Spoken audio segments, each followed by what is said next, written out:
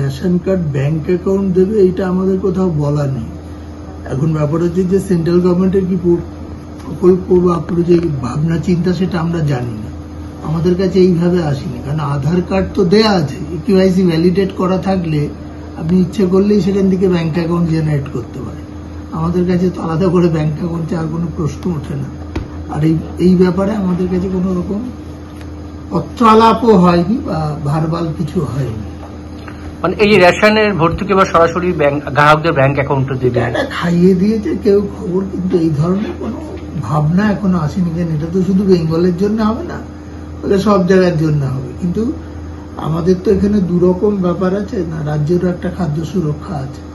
ওটা সব মিলিয়ে মানে যদি আমাদের যত 95.5% ইকেওয়াইসি ভ্যালিড করা আছে, আপনি ইচ্ছে করলে ওখান থেকে আধার কার্ডের থ্রুতে ব্যাংকে যেতেই পারেন।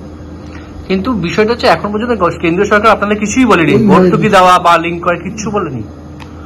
এটা কেমন কেন্দ্রের ভাবনা স্তরই রয়েছে শুধু? আপনাদের কাছে শুনছি, আমরা কিছু জানি না।